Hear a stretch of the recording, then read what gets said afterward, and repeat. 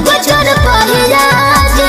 अच्छा सुनो सब कुछ मिलेगा मैरिज को रेडी होगे तुम जहिया जी। ना चाहिए गोल्डन चोइन नगद रुपया एगो चोर पहिया जी। सब कुछ मिलेगा मैरिज को रेडी होगे तुम जहिया जी।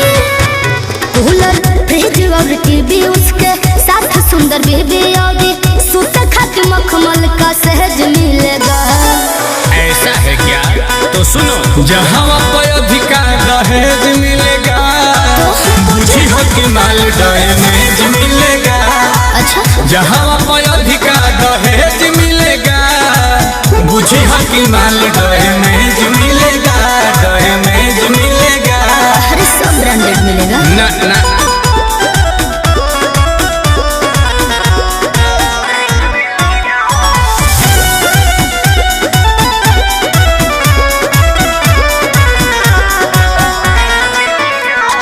हनीमून का टिकट बनेगा जहाँ कहोगे एशिया में। गोवा दुबई मॉरिशस या सिंगापुर मलेशिया में। लालच दिखा के बना के हसबैंड रे दे दोगी हमको जवानी सेकंड हैंड रे। छपते शादी वाला कार्ड हो मिलेगा बॉडी गार्ड और घूमे खातिर गाड़ी रोवर रेंज मिलेगा।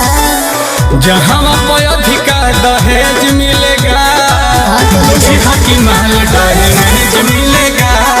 क्या जहाँ पर अधिकार दहेज मिलेगा बुझी कि माल दहेज मिलेगा। दहेज मिलेगा। बहुत ज्ञानी बने हो। सब पता है।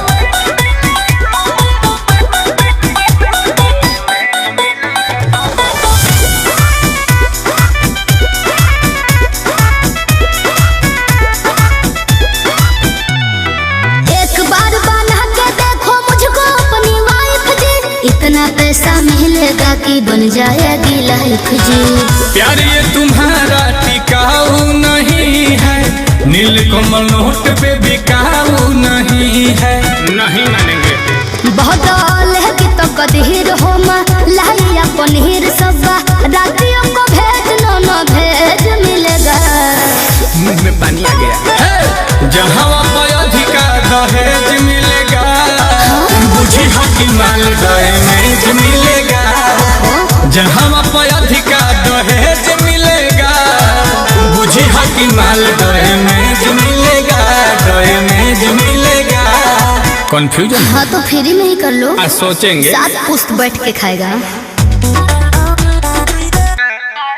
जहाँ पर अधिकार दहेज मिलेगा बुझी हो कि माल दहेज मिलेगा। अच्छा जहाँ पर अधिकार दहेज मिलेगा बुझी हो कि माल